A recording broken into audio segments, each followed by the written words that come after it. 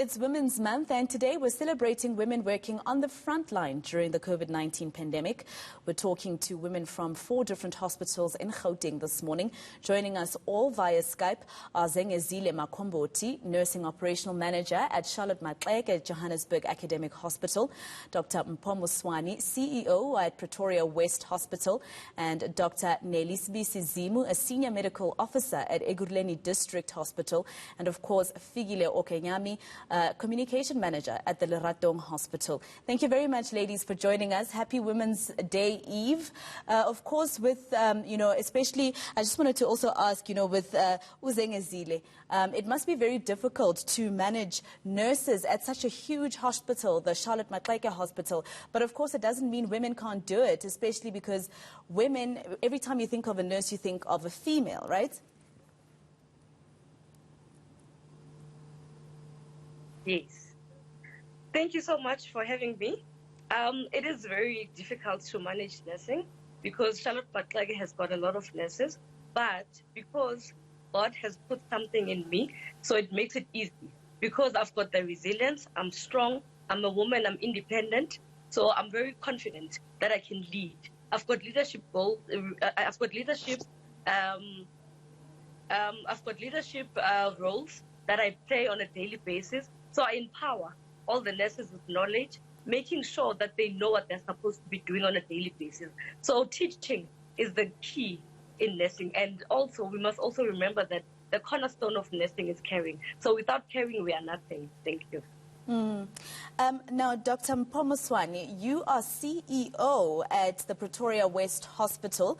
Of course, being CEO sometimes or previously used to be considered a very male-dominated position in businesses. How has it been challenging at all at that hospital for people to, respect and listen to you as their boss, essentially, just because you're female?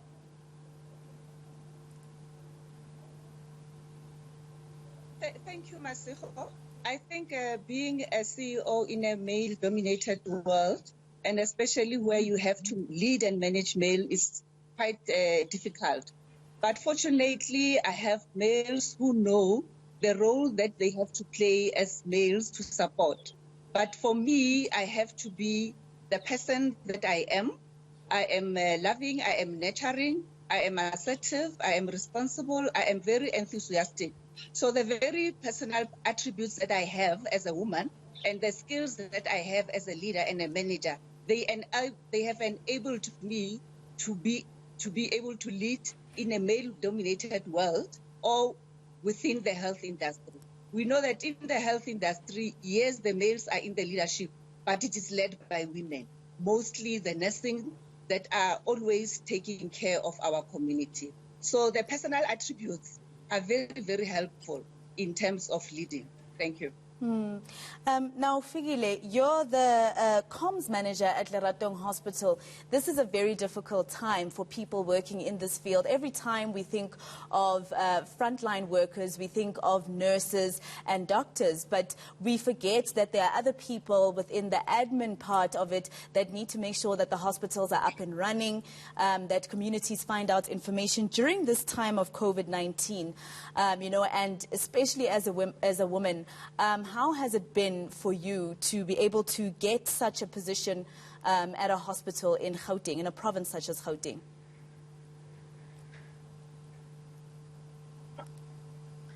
Thank you so much, Masiko. I think for me as a woman, this is really the best time to be alive as women. As my other fellow ladies have mentioned, as women, we have this inborn compassion. And I think because the health environment is a business of lives, everything you do, requires that compassion. So like I'm saying that it's the best time to be a woman in this kind of an environment, because even with not having that interaction with patients like you would if you're a doctor or a nurse, just the fact that everything that you do, it has a direct impact on the lives of the other people. I think it is really, really a pleasure. And just to emphasize what you've just said, that when you think of a hospital, you just think of nurses and doctors. And we forget that there's also an important element of information. That is where I come in as somebody who is in communication. For instance, now we know that there is restrictions in terms of access to hospitals by relatives. So by me being responsive to the information needs of the community, I'm also assisting in alleviating the anxiety that the environment has brought, the environment of COVID-19 has brought. So it is really the best time for women because our trademark is compassion, and this is the perfect opportunity. You know, somebody once said, people don't care how much you know until they know how much you care. So it's a time to showcase that resilience, to showcase that compassion that is inborn in us. And also, it is another opportunity as women to silence this notion that women cannot collaborate, because I believe that as women, we are builders, and anything that is successfully built cannot be done alone. So now we need to realize that in the health sector, for us to be successful, it's not just the nurses, it's not just the doctors. Everybody needs to come on board. Every woman needs to come on board as builders to move our country and our societies forward. Of course, now I want to bring in Dr. Nelly Zimu. She's the Senior Medical Officer in the Ekurhuleni District. You know, Doc, you look at a lot of the hospitals, you know, in Gauteng, and just like Dr. Moswani had said, you know, nursing especially is a very female-dominated, you know, career. And, you know, we are you know, naturally caretakers. We take care of, you know, children from birth, etc. And I mean, you look at the hospitals that we have, for instance, Charlotte Maxeke, that's a female name. Helen Joseph, that's a female name. Now, any challenges as a female that you can tell us about that you go through, either because from patients or your co-workers who look down on you basically just because you're female and you're supposed to be, you know, be their boss, basically? Oh yes, yeah. No, that one is always it's always been there. You know, the issue that you'll come in as a doctor, for instance, you introduce yourself as Dr. So and so, and then 2 minutes later, someone is going, sister, or whatever that they just decide to call you. So I don't think we should be apologetic about the female names in the hospital names, because there are actually more male names in other institutions. So let's just take that and let's not be apologetic about that. You know, I often say that being a woman in general is being shortchanged. The moment you are born a girl, the moment they say it's a girl, you know that in this world you will be shortchanged in one way or the other, whether it is in the family, in the community, in the workplace. So it's quite ironic that even in a female-dominated workplace like health, female-dominated in terms of numbers, we find ourselves still somehow, you know, being disadvantaged because we are female. But I think the key thing is for us to be able to connect with who we are. You know, the one thing that inspires me as we celebrate Women's Day about the women of 1956, for instance, as I look at them, I realize that, you know, they did not have the advantages that we probably in this day and age would have expected, that they should have such advantages in order for them to have such and such an impact. We look at ordinary women who took buses and trains, some walked, you know, from all over South Africa all the way to Pretoria because of a particular vision. Many of them in that group of women had every understandable excuse to say, I can't make it, or it's not going to work. But that is not what they focused on. Rather, they focused on the goal that was at hand. They were not limited by their disadvantages, but they focused on their unity. They focused on what they could do together.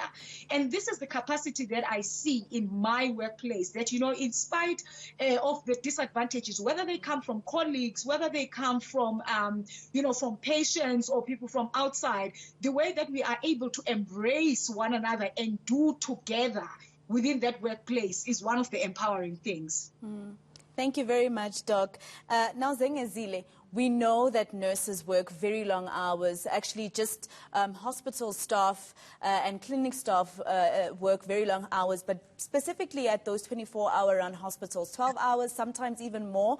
I met a nurse during this COVID-19 time. She says that she's even clocked about 16 hours because there were some nurses who couldn't come to work because of being ill.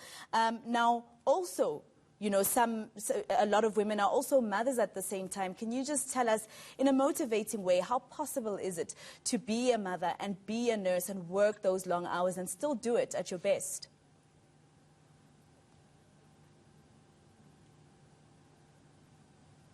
Thank you so much, Masiho. Being a woman in this 21st century and also being a nurse is a gift from God. So this is how we manage to work the long hours, because everything that we do, we put God first. So I believe also that nursing is not only just a calling, but it is also a career. So I believe that being a woman, you are compassionate, you are caring, you give love to your patients on a daily basis. You actually put yourself in the patient's shoes. If I can just give you an example, I've recently contracted the virus, the COVID. But it has shown me and taught me a lot about the virus itself. So I'm able to give hope to patients that I meet on a daily basis. Sometimes patients come to us as nurses and they ask us, how do you do it? How are you able to nurse us and not getting the virus? They don't know the secret that the secret is love. I think we've lost Zengezile there for a little bit, but, you know, very empowering and very important to find out from a nurse herself who contracted the COVID-19 pandemic and recovered, part of that now 72% recovery rate. And that's why I want to bring in, you know, Dr. Sibisi Zimu again, if you can, Doc, you know, in terms of, and I know that this is not, obviously this is not women only who are at danger of being infected with this disease. How challenging is it, you know, to work at a hospital and wonder, oh my gosh, am I going to go back home with this disease now today? Yeah, you know, that brings in a lot of anxiety and a lot of guilt. You know, in as much as you follow all protocols in terms of safety and everything, you can't help but wonder the moment you drive into your home or the moment you take off those clothes, you know, because what we end up doing is that, you know, you come in and you kind of like have to leave your clothes at the scullery or something, or make sure that you are changed. You ask yourself literally every day, have I really brought the virus home? You know, and it's not an easy kind of setting. But, you know, just to add to Sister Zingi, as we are, you know, looking into the risk and self-care, the one thing that I would like to highlight to all of us is that it's important for you to fill your own well until it overflows. And then you serve the world from the overflow. One of our biggest problems, you know, over and above us going on self-isolation and going back to work and not being unsure who will be at work today, etc., one of the problems is that we tend to serve people from the point of being depleted, because we tend to think that self-care is supposed to come as a reward.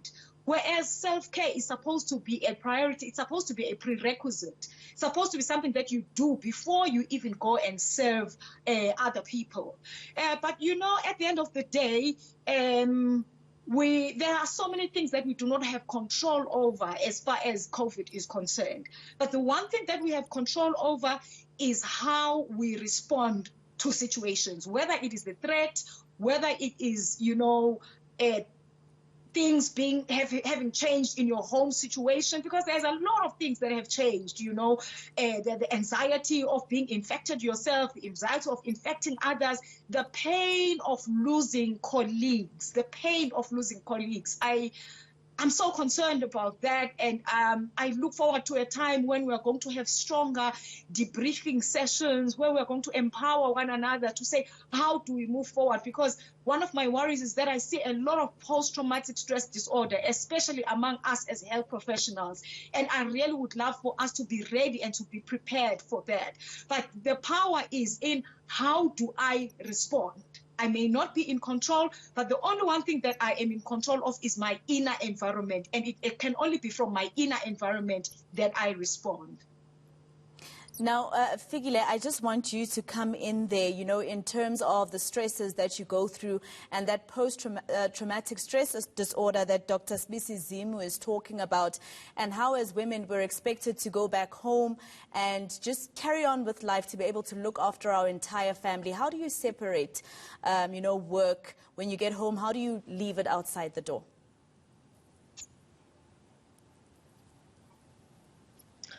Well, I think it's, you know, there's something that somebody once said that has stuck with me. You know, I think the emphasis was on balance. And this person said, the sun shines everywhere, but not at the same time. Yes, because, you know, with the health environment, it's not just an environment of information. You're dealing with people, you're dealing with real emotions. But it's just having that conversation with yourself to say, when I'm at work, I need to be fully present. Realizing that there are people at work who need you to be fully present. And when you come home, realizing that now you are dealing with another part of you that needs you to be fully present. Yes, it doesn't mean that you are living in denial. It doesn't mean that you don't acknowledge your anxieties, like what Dr. Sibisi was saying, to say, am I bringing the virus home and so on. But I would like to write also on what she has said, that you need to focus on what you have control over. Because if you over-stress, if you overthink of things that you really don't have control over, you rob yourself of an opportunity to be fully present where you're supposed to be. So it's just to manage and to master your inner being and make sure that you have avenues to replenish yourself so that you are fully present where you're supposed to be at that particular time. Well, thank you very much. Now, I just want to go to Dr. Moswani. Dr. Moswani, there's a lot of young girls who are probably watching this right now and thinking, how do I become firstly a doctor and then a CEO? Just your message of motivation, as we are in Women's Month and tomorrow's Women's Day, your message of motivation, you know, in terms of all the struggles that they can go through to achieve becoming another version of you, probably. Thank you. I think as we go to celebrate Women's Day tomorrow, we must remember that even ourselves as women leaders, we have been motivated and we have role models who have been here before us that we continue to emulate. And we take very good lessons from them. Today, I'm sitting here as the CEO of the hospital, but I know it's not about me as an individual. It's about all of us as women. We need to support each other. We need to know who are the good role models and follow up on them. As you grow up as a young girl, you have your role models sometimes as your mother or your sister or your aunt. When you go to church, you find role models. When you go to school, you find role models, whether it's your teachers, it's your principal, you go to university, at all levels of growth as you mature. If you have been in a very good nurturing environment, you will be able to identify role models that will help you to grow as a strong woman and be a leader. You must always remember, it is never about you. It's about what you contribute to the society. It's about what you want this society, that where we find that there is a lot of women gender violence, where we know that there is suppression, that you know you have to stand strong and be assertive and be a powerful leader. Relationships, you need to know how to manage your relationships, your relationships at work, your relationships at the community. You know that when you have sufferings or where you are overwhelmed, where do you get support? As a woman leader, I have support. I have colleagues that are supporting me. I know who to call when I have challenges. So you need to know how to balance your life as a woman, as a leader, and be assertive. And please, you should not ever be feel that you are a lesser person as a woman. Women out there are moving, and women out there are leading. And we know that in this era of the COVID-19 pandemic, the countries that are really managing this pandemic are led by women. So women are really in the forefront. We must never feel that we are lesser of a person if we are a woman. There are women out there, like the colleagues that are with me today. Thank you. Well, thank you very much, ladies. Thank you for joining us here on ENCA. I have to let you go back to, your roles. And happy Women's Month and happy Women's Day for tomorrow. Of course, at ENCA, we do celebrate or, respect all the frontline workers during this COVID-19 time. But for today, we were celebrating the female frontline workers in the country.